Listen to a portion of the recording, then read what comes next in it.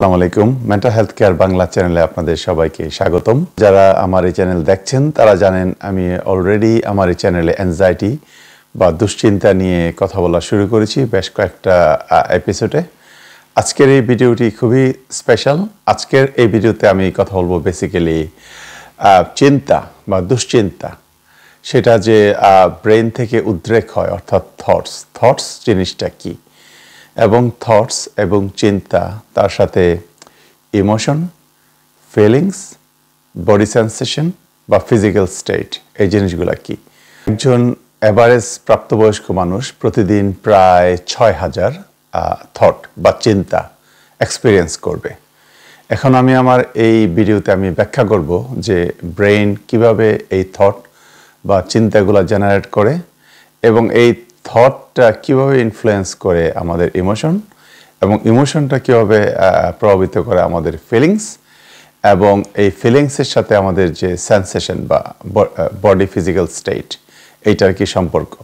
So আমরা এই জিনিসগুলো যদি বুঝতে পারি তাহলে আমার মনে হয় সহজ হবে। যখন আমি অ্যাংজাইটি বা দুশ্চিন্তা নিয়ে কথা বলছিলাম, আমি সবসময় বলছিলাম যে থট, অতিরিক্ত চিন্তা যখন দুশ্চিন্তায় পরিণত হয়, যেটা মানে নিয়ন্ত্রণ করা যায় না, সেক্ষেত্রে অ্যাংজাইটির আমি লক্ষণ এবং কী প্রকারের অ্যাংজাইটি হইতে পারে সেগুলো নিয়ে কথা বলেছিলাম। তো আজকের এই ভিডিওটা পিওরলি আমি থট, ইমোশন, ফিলিং, বিহেভিয়ার এবং বডি সেন্সেশন, এই 5টা সেপারেট জিনিস নিয়ে কথা বলবো। দেখতেই থাকুন। এখন চলুন শুরু করি। থট জিনিসটা কি? আমরা জানি যে সবাই আমাদের প্রাপ্তবয়স্ক মানুষের ব্রেন বা মস্তিষ্কে 100 বিলিয়ন নিউরন আছে। তো আমরা চিন্তাই করতে পারি যে এটা একটা অ্যামেজিং ক্রিয়েশন। এবং আমরা জানি যে ব্রেইনের যে সেলগুলো, এগুলোকে বলা হয় নিউরন। এখন থট কখন জেনারেট হয় বা চিন্তা কখন জেনারেট হয়, সেটা আমি যদি সহজভাবে ব্যাখ্যা করি, সেটা হবে যে যখন একটা নিউরন থেকে আরেকটা নিউরনে নিউরো ট্রান্সমিটার বা ইলেকট্রোকেমিক্যাল যখন ট্রান্সমিট হয়, অর্থাৎ আমি সহজ বাংলায় বলি যে একটা ধরেন কেমিক্যাল বা একটা ইলেকট্রিসিটি বা একটা চার্জ যখন ট্রান্সমিট হয়, তাহলে সেটা কি হয়, একটা থট বা একটা চিন্তার উদ্রেক করে। এখন থটটা কীভাবে উদ্রেক হবে?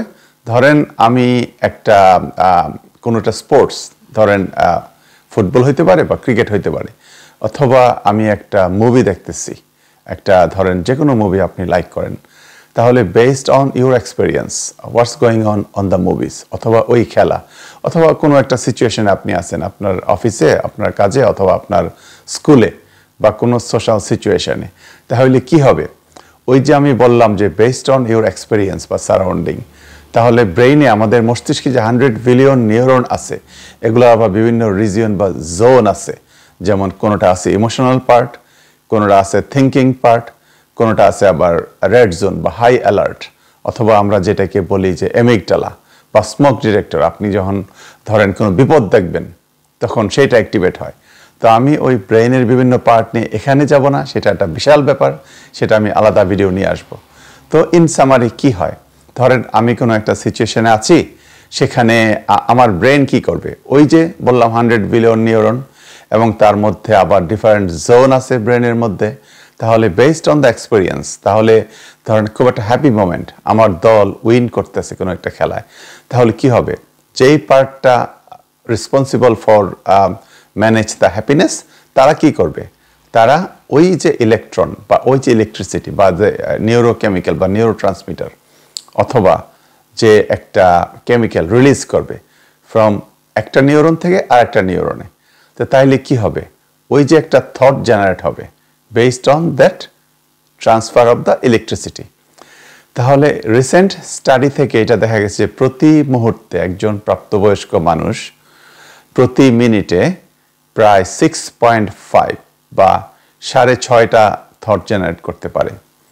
তো সেই হিসাবে কি হয়, ধরেন আমি একজন প্রাপ্তবয়স্ক মানুষ, আমি ধরেন 8 ঘন্টা ঘুমাচ্ছি, তাহলে ওই যে 16 ঘন্টা আমি জাগ্রত, আমি কোনো না কোনো একটা সিচুয়েশনের মধ্যে আছি। তাহলে একজন গড়ে প্রাপ্তবয়স্ক মানুষ প্রায় 6,000 থট জেনারেট করে। So it's not so simple. এটা খুবই রিসেন্ট স্টাডি, 2020। তাহলে আমরা কি শিখলাম?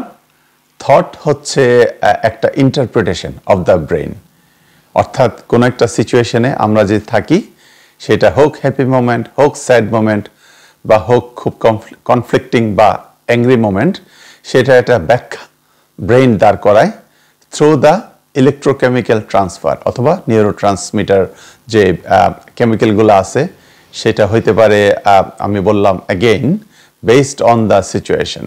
সেটা হতে পারে হ্যাপি, সেটা হতে পারে স্যাড, সেটা হতে পারে খুব ডিস্ট্রেসিং থটস, সেটা হতে পারে খুবই ডিফিকাল্ট থট।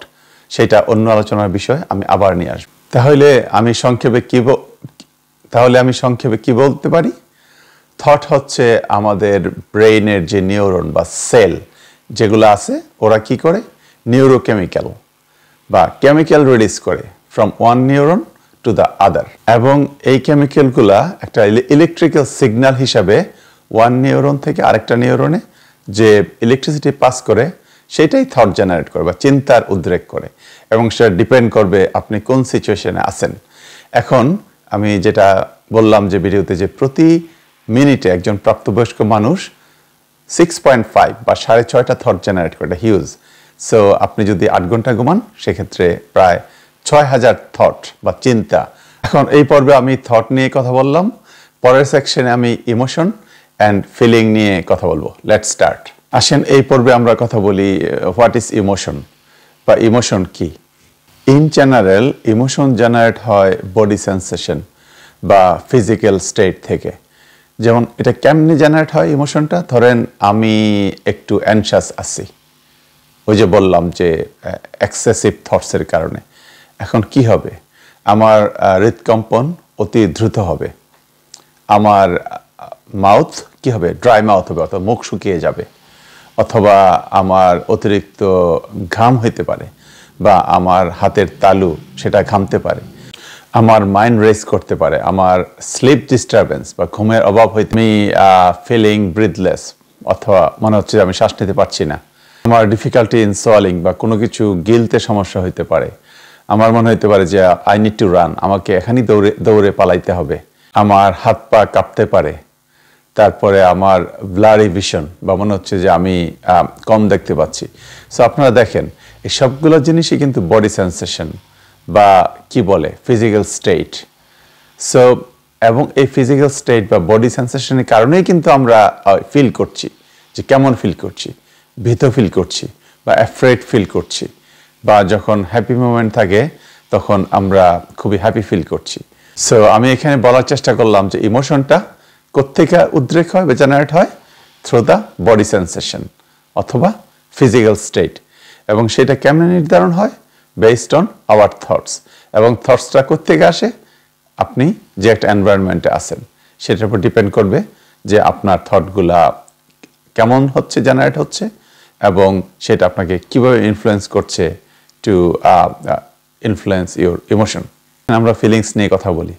ফিলিংসটা হচ্ছে এমন একটা জিনিস, সেটাকে ইনফ্লুয়েন্স হবে বাই দ্য ইমোশন, বাট এটা স্টিল জেনারেট বা ম্যানেজ বাই মেন্টাল থটস। অর্থাৎ আমি এই পর্বে বলার চেষ্টা করলাম থট জিনিসটা কি, এবং ফিলিং অ্যান্ড ইমোশন এবং বডি সেন্সেশন বা বডি স্টেট, এই জিনিসগুলো কি। তো আপনারা দেখলেন যে 4টা জিনিসই লিঙ্কড। আমরা যদি বুঝতে পারি যে ধরেন আমি যখন অ্যানশাস হব, আমি সবসময় একটা বডি সেন্সেশন পাবো, অর্থাৎ আমার ফিজিক্যাল স্টেট চেঞ্জ হবে, ফিজিওলজিক্যাল স্টেট চেঞ্জ হবে। সেটা হইতে পারে যে আমি যে পর্বগুলো আগে বললাম, যেমন আমার বুক অতিরিক্ত হৃদকম্পন হইতে পারে, আমার হৃদকম্পে আমার হাত পা কাঁপতে পারে, আমার হাতের তালু ঘামতে পারে, আমি মনে হচ্ছে যে আমি চোখে ব্লারি ভিশন কম দেখতে পাচ্ছি। অর্থাৎ আমি সামনে ভিডিওতে এগুলো নিয়ে আসবো যে আমরা যদি এগুলো ডিটেক্ট করতে পারি, তাহলে আমরা অনেক ক্ষেত্রে আমাদের দুশ্চিন্তা বা অ্যাংজাইটি অ্যাভয়েড করতে পারি, অথবা আমাদের সেলফ হেল্প যে স্ট্র্যাটেজি, এগুলোকে আমরা এই বিষয়গুলো আমরা যদি আর্লি ওয়ার্নিং সাইন বা বডি সেন্সেশন বা ফিজিক্যাল স্টেট আমরা রিকগনাইজ করতে পারি, তাহলে কি হবে? আমরা যে ওই যে অ্যানশাস থটস বা অ্যাংজাইটি অথবা যে রিউমিনেশন, কনস্ট্যান্টলি ওভার থিঙ্কিং, এই জিনিসগুলো আমরা অ্যাভয়েড করতে পারি। তাহলে সংক্ষেপে আমরা এখানে বলার চেষ্টা করলাম থটস জিনিসটা কি, ব্রেইনে থটস কীভাবে জেনারেট হয়, এবং how its influence our feelings and emotions. Next পর্বে আমরা ব্যাখ্যা করব যে থটস, ইমোশন, ফিলিংস এবং বডি সেন্সেশন কীভাবে আমাদের বিহেভিয়ারকে প্রভাবিত করে।